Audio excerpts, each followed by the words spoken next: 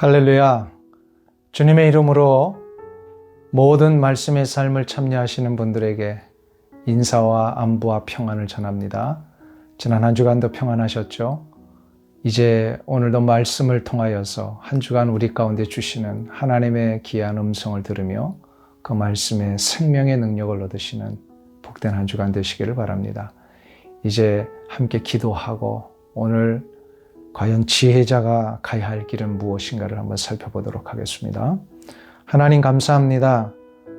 지난 한 주간도 지켜주시고 말씀 가운데 우리를 지내게 해주셨다가 이렇게 새롭게 한 주간을 다시금 맞이하게 해주심을 감사합니다. 하나님 우리의 삶 가운데 들려주시는 하나님의 음성을 매일마다 들으며 그 말씀 가운데 순종하는 우리의 삶이 되게 하여 주옵소서. 예수님의 존귀하신 이름으로 기도하옵나이다. 아멘.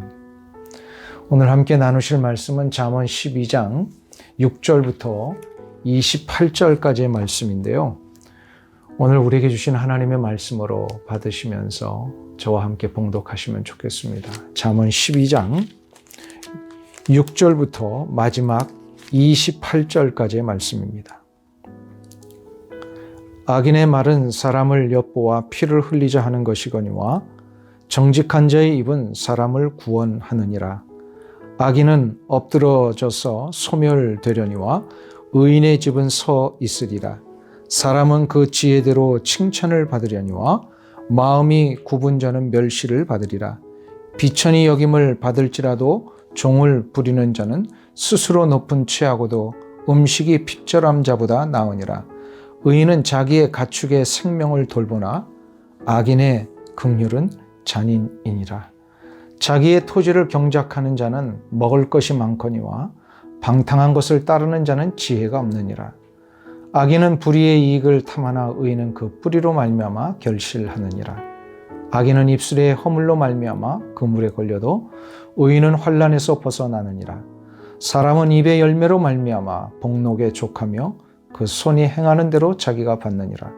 미련한 자는 자기 행위를 바른 줄로 여기나 지혜로운 자는 권고를 듣느니라. 미련한 자는 당장 분노를 나타내거니와 슬기로운 자는 수욕을 참느니라. 진리를 말하는 자는 의를 나타내어도 거짓 증인은 속이는 말을 하느니라. 칼로 찌름같이 함부로 말하는 자가 있거니와 지혜로운 자의 혀는 양약과 같으니라. 진실한 입술은 영원히 보존되거니와 거짓 혀는 잠시 동안만 있을 뿐이니라. 악을 꾀하는 자의 마음에는 속임이 있고 화평을 운운하는 자에게는 희락이 있느니라. 의인에게는 어떠한 재앙도 임하지 아니하려니와 악인에게는 앙화가 가득하리라. 거짓 입술은 여호와께 미움을 받아도 진실하게 행하는 자는 그의 기뻐하심을 받느니라. 슬기로운 자는 지식을 감추어도 미련한 자의 마음은 미련한 것을 전파하느니라. 부지런한 자의 손은 사람을 다스리게 되어도 게으른 자는 불임을 받느니라. 근심이 사람의 마음에 있으면 그것으로 번뇌하게 되나 선한 말은 그것을 즐겁게 하느니라. 의인은 그 이웃의 인도자가 되나 악인의 소행은 자신을 미혹하느니라. 게으른 자는 그 잡을 것도 사냥하지 아니하나니 사람의 부귀는 부지런한 것이니라. 공의로운 길에 생명이 있나니 그 길에는 사망이 없느니라. 아멘. 잠언서의 특징 중에 하나가 반복법입니다. 동일한 주제를 계속해서 다르게 표현하면서 전달하고자 하는 주제를 강조하는 것을 말합니다. 오늘 읽은 본문도 그런 반복법을 사용하고 있습니다. 이러한 반복되는 내용이 나올 때에 쉽게 이해할 수 있는 방법은 무엇이 반복되고 있는지를 살펴보는 것입니다. 솔로몬은 오늘 본문에서 크게 세 가지의 주제를 반복하고 있습니다. 말과 근면함과 인내입니다. 이것을 위해서 두 부류의 사람을 시키고 있습니다. 의인과 악인입니다. 의인은 지혜로운 자, 정직한 자, 부지런한 자, 슬기로운 자로 표현되며 악인은 미련한 자, 속이는 자, 게으른 자로 표현되고 있습니다. 솔로몬은 이 두 부류 사람의 모습을 계속해서 비교하면서 지혜로운 자의 길을 가기 위해서는 다음에 세 가지를 붙들어야 한다라고 말을 합니다. 첫 번째로 먼저 다른 이를 살리는 말을 해야 합니다. 6절을 보겠습니다. 악인의 말은 사람을 엿보아 피를 흘리자 하는 것이거니와 정직한 자의 입은 사람을 구원하느니라. 의인과 악인의 가장 분명한 구별점은 바로 말을 가지고 다른 이를 살리느냐 죽이느냐를 보면 합니다. 의인은 언제나 그 말이 다른 이를 살립니다. 13절에도 그 내용을 반복하고 있습니다.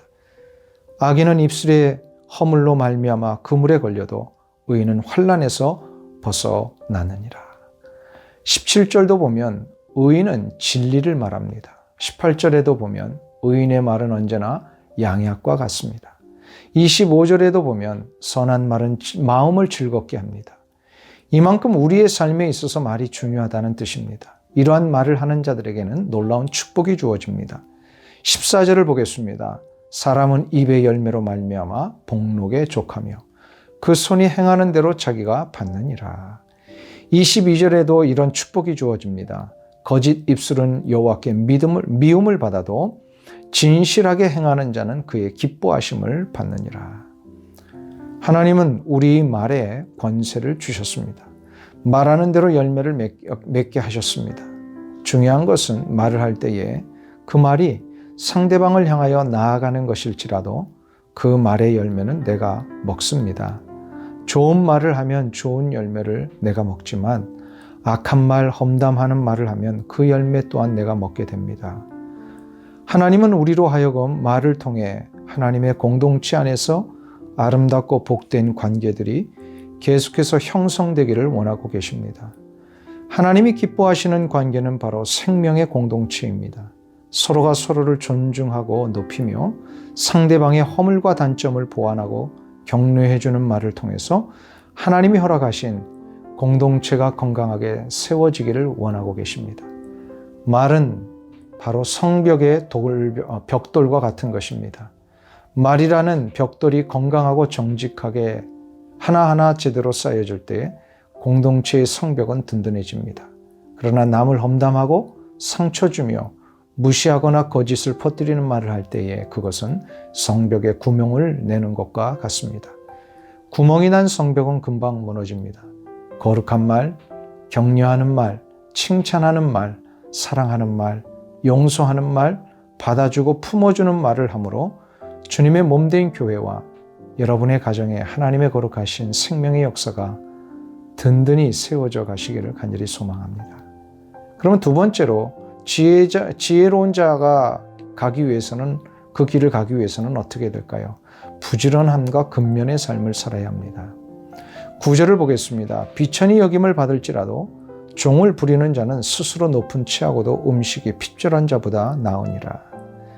비천히 여김을 받는 자라는 것은 사람들이 알아주지 않는 낮은 생활을 하는 것을 말합니다. 이런 처지에 있는 사람들은 세상의 헛된 영광을 누리지 못하여도 생활에 있어서 실속이 있어 일꾼들을 소유하고 있습니다. 반면에 권세와 명예를 탐하면서 언제나 높은 데에만 마음을 두는 자들은 겉은 화려할지 모르나 속은 늘 빈곤합니다. 오래전에 한국의 한 방송국에서 국회의원 선거를 10번이나 나갔다 다 떨어진 분을 취재한 적을 본 적이 있습니다. 한국의 국회의원은 4년마다 선출을 합니다. 계산을 해보니 40년 동안을 이 일에만 매달렸습니다. 그러니 그의 가정은 어떻게 되겠습니까? 생활이 많이 아닙니다. 아내는 행상을 하고 평생 남편 뒷바라지를 합니다. 자녀들은 아버지의 도움을 전혀 받지 못해서 거의 고학으로 학교를 마쳤습니다. 그 부인이 남편에 대하여 이렇게 말씀을 하시더군요. 저 사람에게 국회의원 선거는 병입니다. 한번 명예와 권세에 취하면 자신의 처지를 제대로 보지 못한다는 뜻입니다. 지혜로운 자는 세상의 화려함에 몰두하지 않습니다. 지혜로운 자는 진정 자신의 삶의 풍요와 기쁨이 어디에 있는지를 보는 자입니다. 명예와 권세는 무지개와 같은 것임을 깨닫는 자가 지혜로운 자입니다. 지혜로운 자는 그래서 일확천금을 꿈꾸지 않습니다.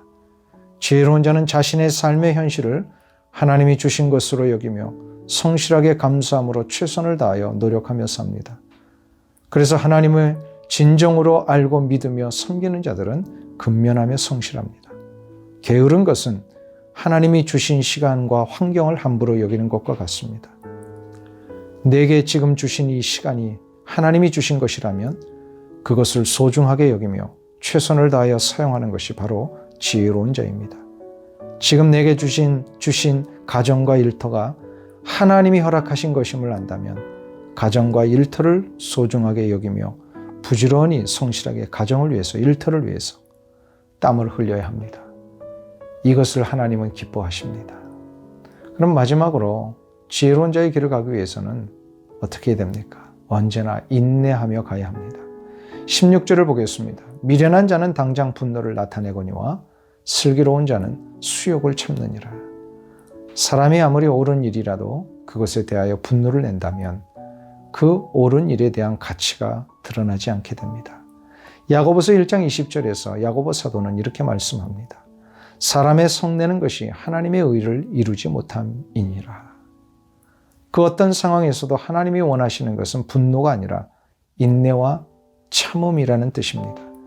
그래서 19절에서는 이렇게 말씀합니다. 내 사랑하는 형제들아, 너희가 알지니 사람마다 듣기는 속히 하고 말하기는 더디하며 성내기도 더디하라. 여기서 더디하라는 말씀은 정확하게 번역하면 아예 성내지 말라는 뜻입니다. 분노는 영적으로 마귀의 공격을 허용하게 됩니다.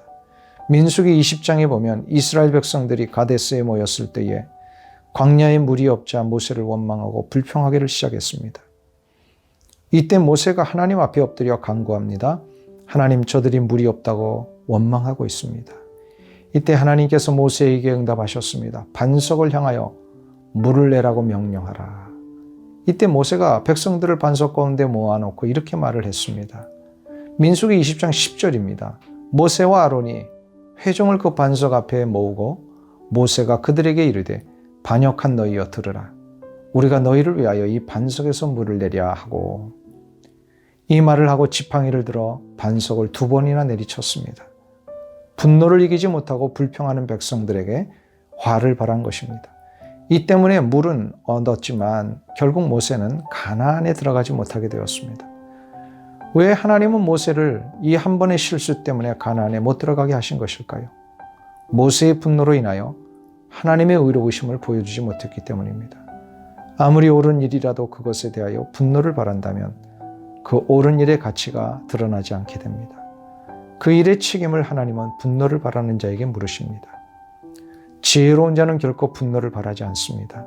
오히려 힘이 들고 어려워도 그 수욕을 참습니다. 참을 때에 하나님은 그 상황을 통해서 하나님이 어떻게 역사하시는지를 보여주십니다. 이것을 기다리고 인내하는 자가 진정으로 하나님을 인정하는 자요 슬기로운 자입니다. 사랑하는 성도님 여러분, 오늘 주신 말씀을 가지고 이 한 주간을 묵상하며 나가실 때에 지혜로운 자는 언제나 근면하고 정직하며 인내하고 참으며 분을 바라지 아니하고 하나님이 주시는 그 놀라운 인격과 삶을 우리의 삶에서 실천하는 자입니다. 이 한 주간 하나님의 부어주시는 지혜자의 능력을 잘 붙들고 나가시면서 여러분의 가정과 일터 속에 또 우리 교회와 맡겨주신 이 세상의 삶 속에 하나님의 살아계심을 보여주고 지혜로운 자의 생명의 능력을 보여주시는 귀한 은혜가 있길 간절히 주의 이름으로 축원합니다. 감사합니다.